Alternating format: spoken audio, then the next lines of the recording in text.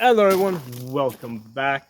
So today we're going to be talking about 1 to 10 power LPVOs, and the question is, are they worth it? Okay, so if you go on the internet and you look up videos on 1 to 10 power LPVOs, you're going to see videos from a whole bunch of scope gurus, right? And they're all going to generally tell you that no, they're not great.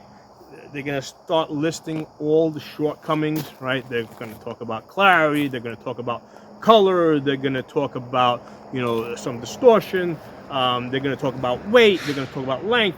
So they're going to give you a whole bunch of reasons, why the 1 to 10 LPVO is not perfect. Okay, so yes, it is not perfect. There's definitely a whole bunch of compromises that we're making, but the question still remains: is it worth it? Okay, so when I think of a 1 to 10 LPVO, what do I want out of it? Okay, so I want to. It's primarily for distance shooting. Okay, I want to be able to shoot, 400 to 600 plus yards.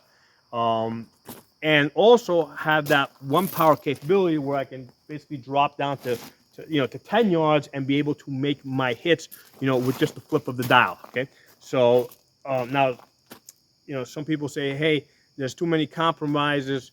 You can go with like a 2.5 to 10, and you can put a red dot on top of it. I've tried it. I don't like it. Extra weight, extra, gadgets on it. It's a lot of extra snag. I don't love that option right now. Okay, so I prefer a single scope on the gun. Okay, that goes from 1 power to 10 power. Okay, so again, there's a whole bunch of things that we're giving up.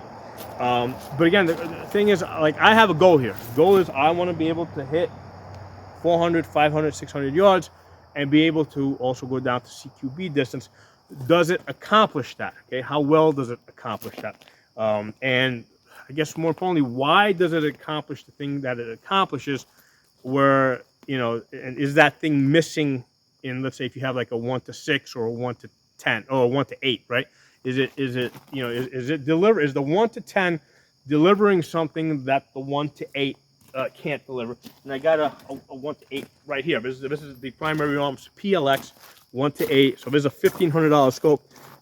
So I'm able to like compare these things, right? And I can tell you, hey, this is what this scope does that maybe this doesn't do so well. Okay, so we're going to be talking about, that's what we're going to be talking about in this video, and that's what I think is going to help determine is the 1 to 10 worth it. Okay, so I was shooting at 400 and 500 yards with this, actually with 2 scopes. Okay, so this one over here is the 1 to 10 by 28 in the 34 millimeter tube. Okay, from Primary Arms. This is a second focal plane. Okay, so this has been on a number of different rifles. I've done a number of videos on this, but this is a 1 to 10.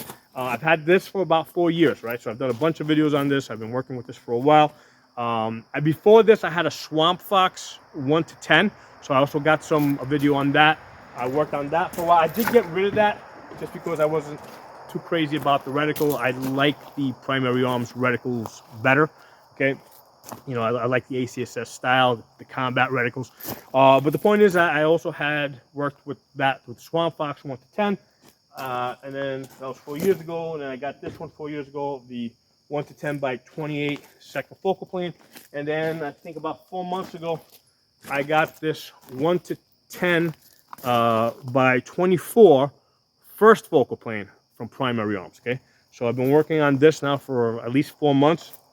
I've done a number of videos on this, and I'm now at the point where I'm able to say, hey, this is what the scope delivers. Okay, so and over here, just for comparison, I've got this is the 1 to 8 PLX from Primary Arms. So this is a $1,500 scope. So different price ranges here. We got $1,500 1 to 8 first focal plane. Okay. And then we got this one here was about $700, right? This 1 to 10 first focal plane GLX. And then I've got the second focal plane was about something like $400, okay? Maybe $350, something like that. But I think, so that's also 1 to 10. So again, the goal here being that I want to be able to hit targets at 400, 500, 600 yards, and then quickly transition down to 10 yards with the throw lever and make my shots. Okay, so shooting at 300 yards, 400 yards. Okay, what do I need to make my hits? Okay, so I have here a paper that's basically half the size of a man, right? You know, head to belt. Okay, and it's about as wide as a man. So I shot this paper on the same day. This is like 4 days ago. I shot this paper without a bullseye, no bullseye over here. Okay, and what I found is that the groups were much wider than when I put the bullseye on here, right? And I intentionally put a gray one. I didn't put blue. I didn't put black. This gray kind of blended in a little bit, especially when you dial up to 10, because you lose a little bit of light. But the important thing here, right? The important thing is that 400 and 500 yards, okay, I was able to see the bullseye. Okay, so what that means is I had a fine aiming point as opposed to trying to aim someplace in the middle of the paper. Okay, so that is what the 1 to 10, right, delivers, that the 1 to 8 doesn't deliver so well. Okay, so even with this 1 to 8, you know, this 1 to 8 over here, PLX $1,500 scope, because this only goes to 8 power. What I find is that when I looking at 400, 500 yards, I can't see that bullseye so well. It's just a little bit too small. However, when I go up to 10 power, right, so that extra 2 magnification, okay, and this was a bright sunny day, okay, that extra 2 magnification allows me to see the bullseye, right, and have a fine aiming point. And that's what makes the difference. And that's why I say that 1 to 10 is worth it, okay, despite all the drawbacks, right? And there's a whole bunch of them. We'll go into it in a few minutes. Despite its drawbacks, that 10 magnification at 400 and 500 yards allows you to see the bullseye, even though it's actually gray and doesn't even stand out that much. I'm able to see it, and I have a fine aiming point, and that's what allowed me to make these hits here. Let's look at the hits. Now, this is the rifle I'm shooting. I was shooting this with this Palmetto 223 Wild, okay, stainless steel 18-inch barrel. Budget rifle. I think the whole thing cost me like, without the scope, it was like $550. Okay, so this is a Palmetto. Okay, so first I shot it at 300 yards. So the first grouping I put out there at 300 yards, oops, was right here. So that's these 5. It was 5-shot groups. 1, 2. That might have been just because it was a cold shot. It was way out there. So like 1, 2, 3, 4, 5. So the total group, 5 shots, is 3 1/4 inches. Okay, so that's 1.8 MOA. Okay, and then the 4 out of the 5, okay, is 1.5 inches at 300 yards. Okay, that's a 0.5 MOA. Okay, and that's because I could see the bullseye, right? This bullseye at 300 yards. I put the in the case of the way that this has a 50-yard zero, so I'm using the top of the spine, which is the 1 mil line, as my holding point. Okay, now I had that on the bullseye here, right, and it shot right. What I did is I said, okay, let's do a 1/2 mil adjustment to the left, and then I shot another 5 shots. I didn't do it as well, right? So at 300 yards, I got 1, 2, 3, 4, 5. No, I'm sorry. That's 6. That's about 6 inches, 6 1/4. But it's yeah, fine. I didn't do so great on the second grouping, right? Whatever. I don't always shoot my best. But then I said, okay, I made another 1/2 adjustment. No, I did another 1/2 mil adjustment to the left, and I went back to 400 yards. Okay, so at 400 yards, again using the bullseye here, right, which I can see at 400 yards. I did a really nice group. Okay, so again with that 77 grain, it's a 77 grain. I'm using this on target 77 grain 223. So this is like the cheapest a 77 grain match grade ammunition that I could get. Okay, I bought this a few months ago. I don't remember what it was, but it was pretty cheap for 77 grains. That's why I got it. So at 400 yards,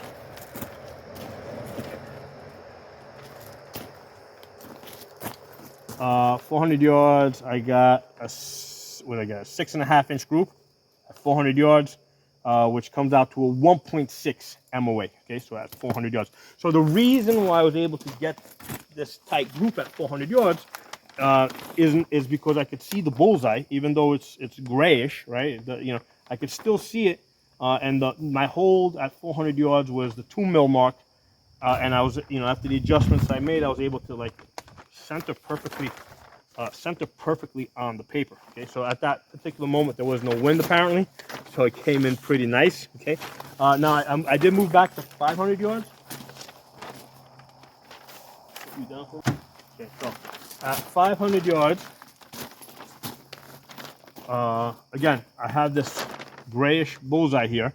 Okay, the group obviously did open up, so I did 2 5-shot groups, so a total of 10 shots. So I was able to get 7 out of the 10 on the paper, right? You can see the hits: 1, 2, 3, 4, 5, 6, 7. 7 out of the 10 on the paper. Apparently the wind must have started pushing to the left a little bit, because 3 of the shots I think came out here somewhere. But I still managed to get out of the 7 out of the 10 that I got on the paper. That's a 3.4 MOA. Okay, at 500 yards. Okay. So again, the reason why I'm able to do this is because I have that fine aiming point. I'm not using the whole paper as a target. I'm using that bullseye right there as the target.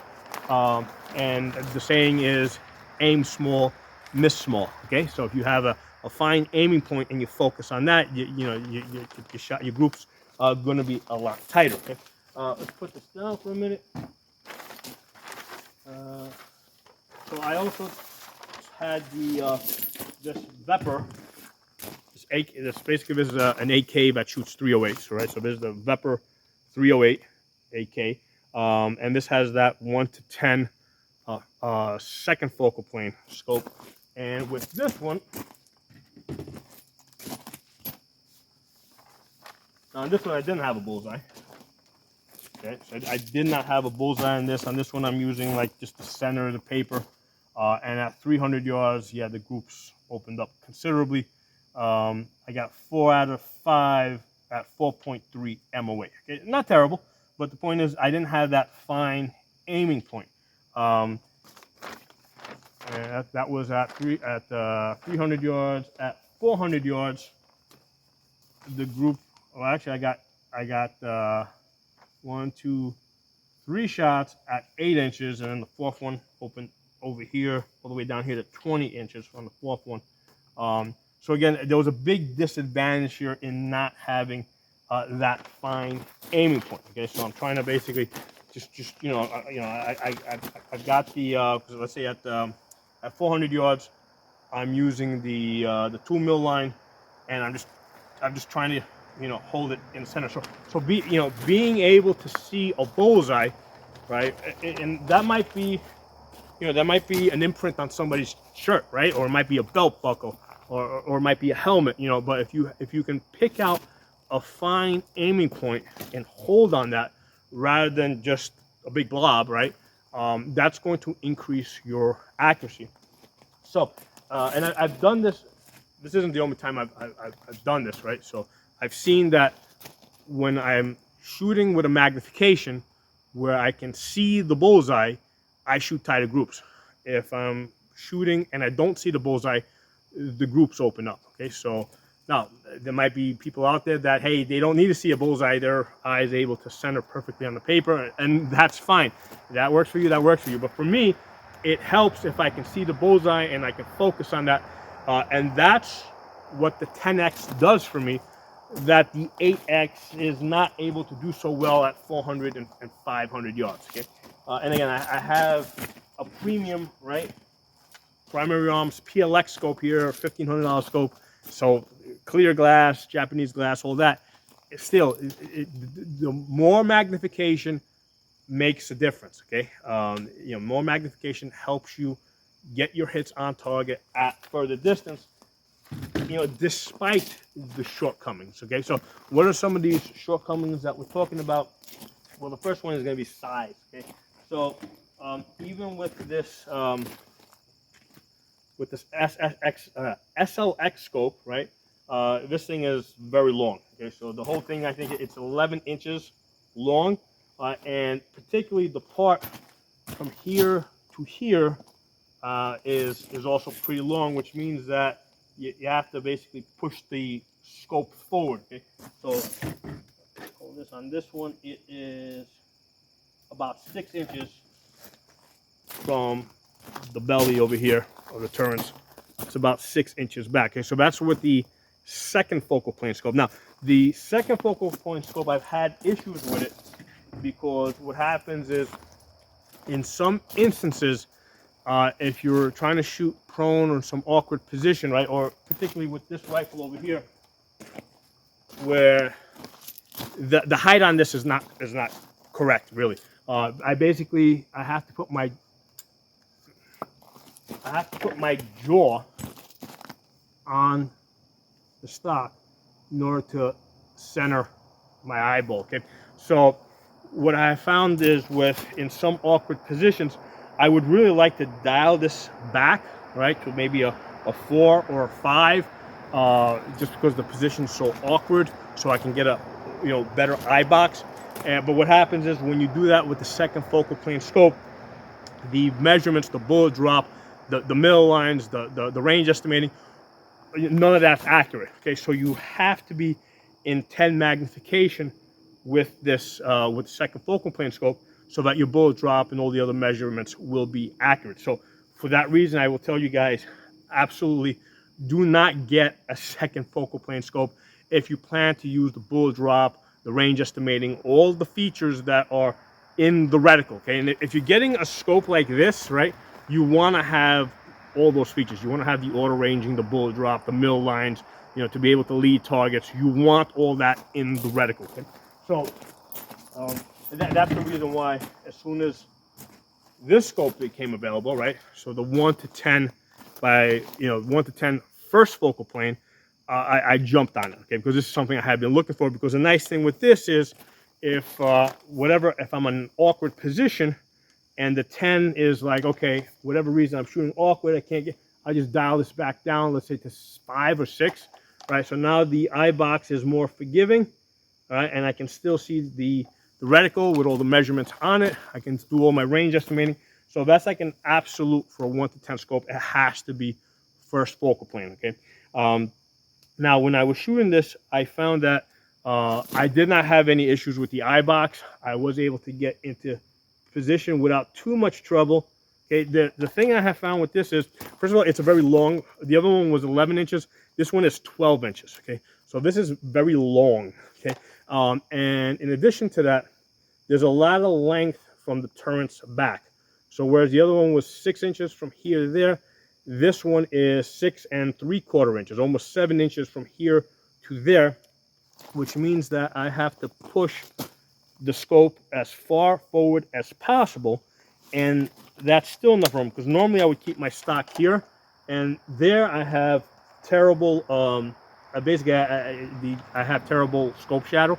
The eye box is not right, so I have to extend this, right, in order to be able to get on the gun and not see any scope shadow. Okay, so this forces me to make this a little bit longer, which is not ideal, because even if I go down to 1 power now, right, for CQB, that's not ideal for me.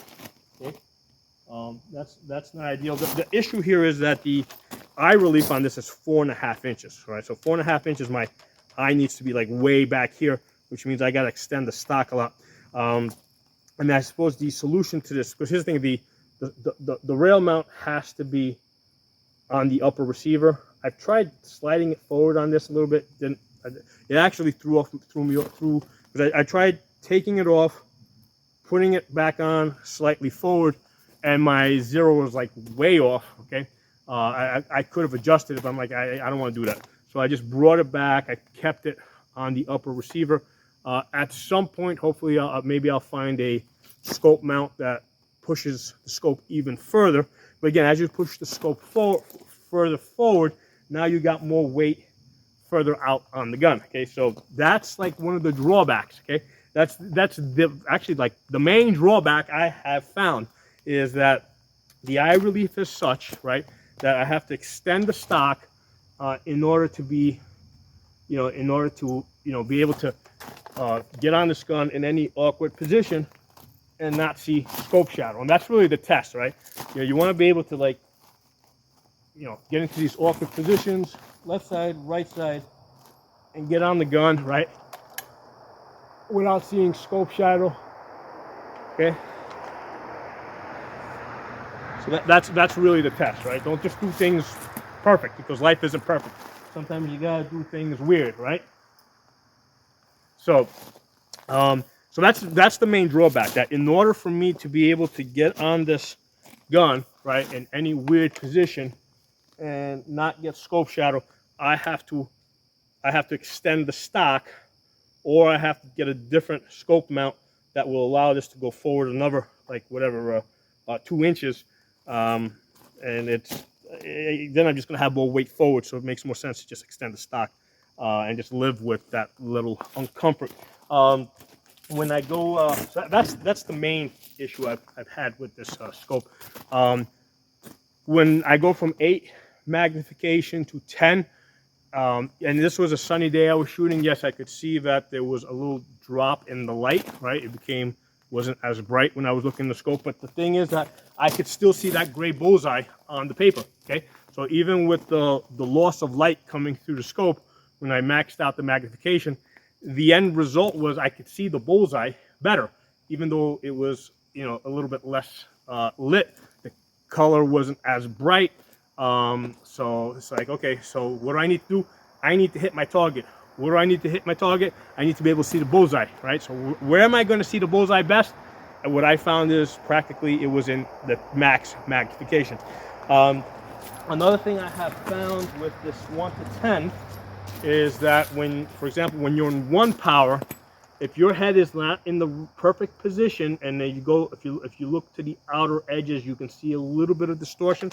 If you go up to like a 2, you don't see it there. So it's only in 1X where you will sometimes see distortion if your eyeballs are not in the perfect position. And what I mean by that, because you could still be seeing wall to wall, right, in the scope. But if you just move your head forward just a little bit, it's really small. All of a sudden you start seeing a little distortion at the edges. That's something that I do not see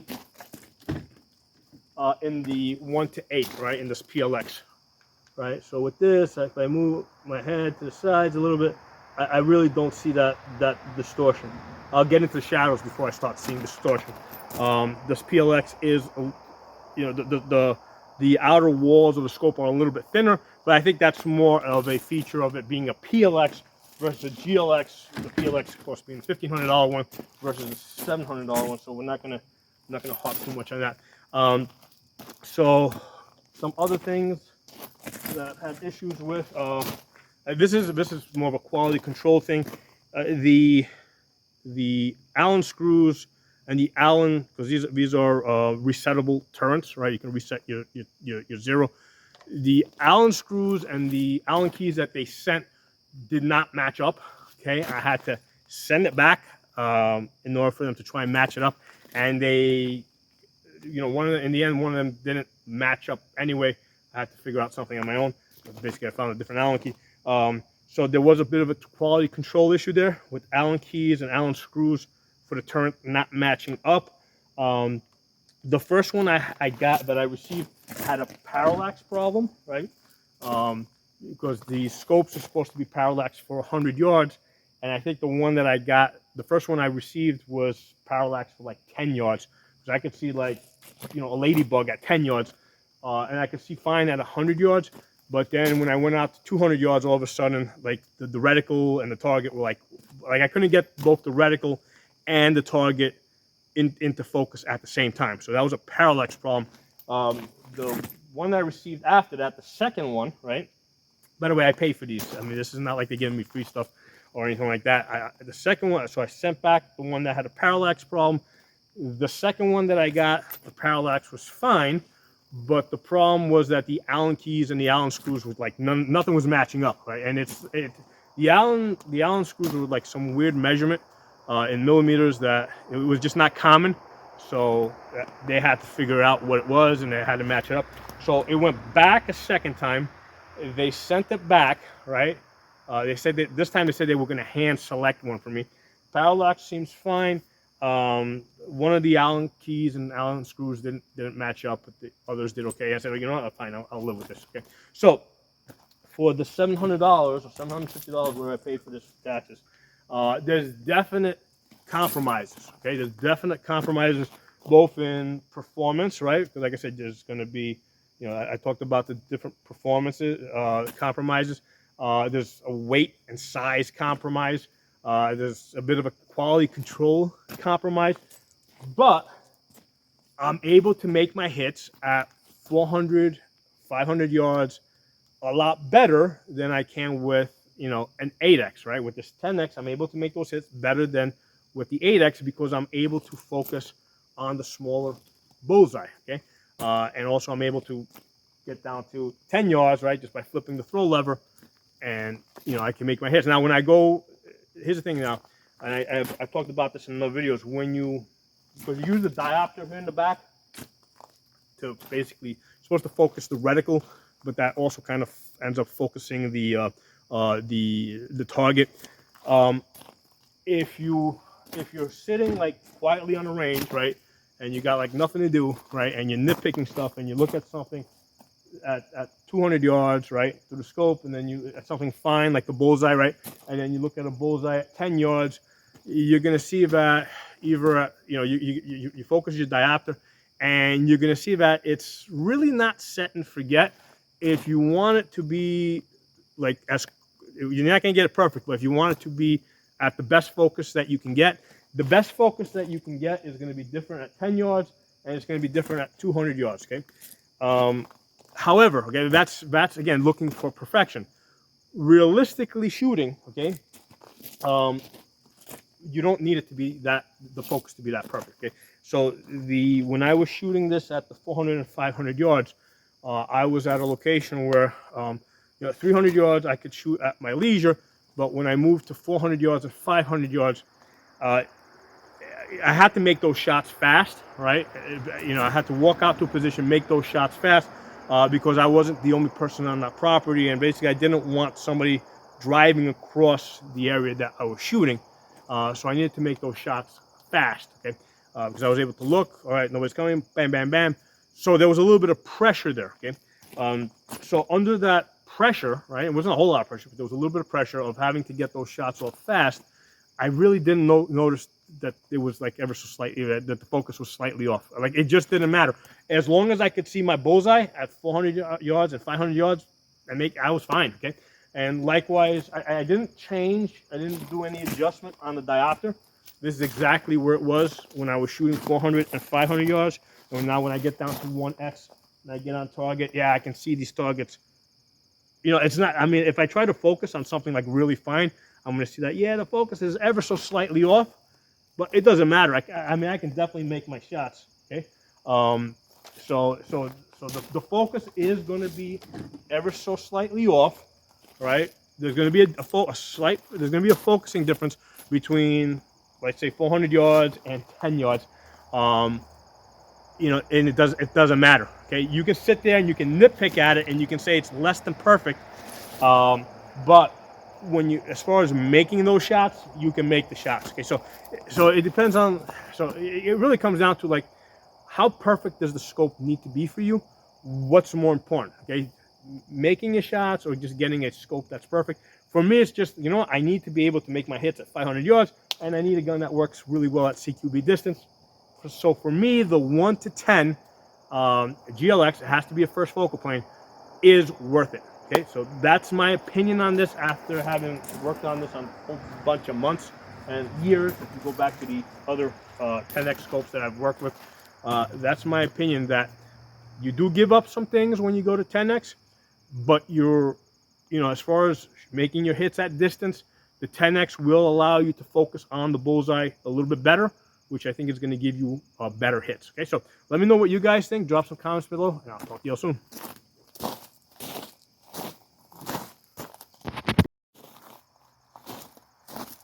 Hey everyone, I want to add one more advantage that I saw to the 10 power versus the 8 power magnification. Okay, at 300 yards, I remember when I was shooting, okay, I could see, like I was shooting into the paper, so I couldn't spot the impacts, but I could see the dust rising behind the paper target. Okay, so what that means is if I had, let's say, shot off to the left, there's a better chance with the 10x that I would see that the impacts are off to the left or off to the right.